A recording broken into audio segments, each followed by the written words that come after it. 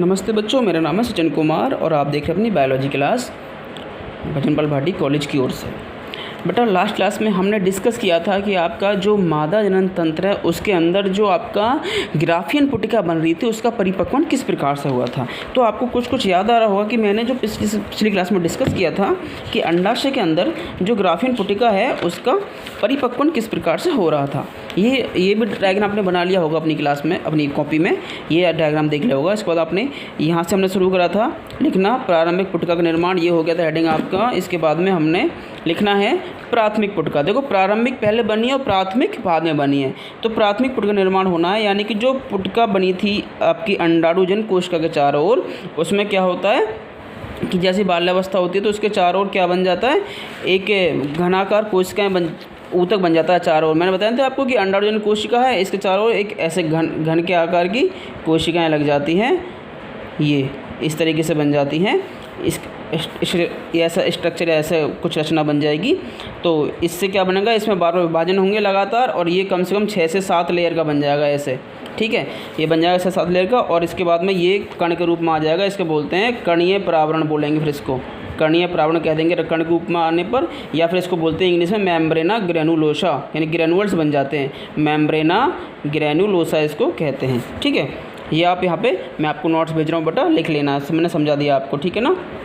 तो ये जो आपका अंडाणुजन कोशिका है और ये आपका जो प्रावरण स्तर है, इसके बीच में एक लेयर बनी होती है जिसे बोलते हैं जोना पेलुसिडा, याद रखेंगे आप यहाँ पर, ठीक है। उसके बाद में हेडिंग डालना पर द्वितीयक पुटिका बनेगी। इसके बाद में ये विकसित होकर क्या बनेगा, द्वितीयक पुटिका का निर्माण हो जाएगा। और बेटा इसमें क्या होता है कि द्वितीयक पुटिका का निर्माण होते वक्त ही जोना पेलुसिडा की स्तर के ऊपर एक नया स्तर और बन जाता है, जिसे बोलते हैं कोरोना रेडिएटा।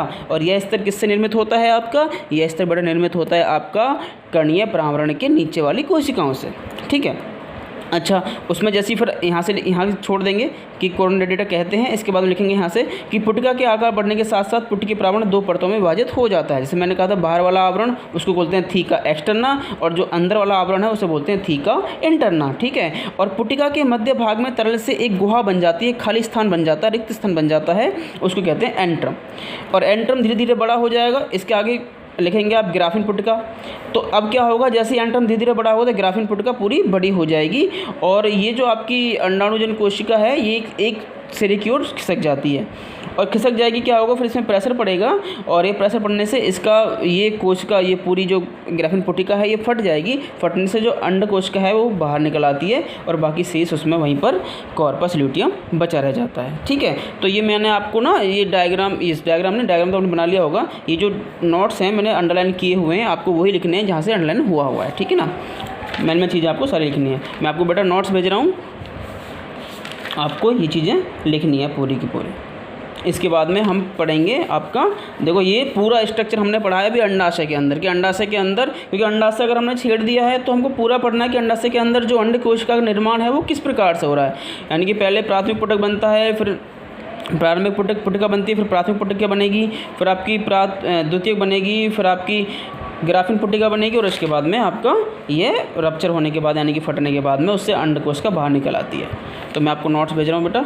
इसके बाद में हमको जो शुरू करना है कल वो हम शुरू करेंगे यहाँ से बेटा, जिसका नाम है सेकंड चीज़ अंडवानी या फेलोपियन ट्यूब या फेलोपियन नलिका। ये चीज़ हम पढ़ेंगे। आपको ध्यान आ रहा है, देखो ऐसे स्ट्रक्चर होता है, ये आपका गर्भाशय है, ये आपकी फेलोपियन नलिकाएँ होती हैं दोनों ओर और ये आपकी अंडाशय, इससे लगे होते हैं कुछ इस तरीके से ये फिमरी वगैरह।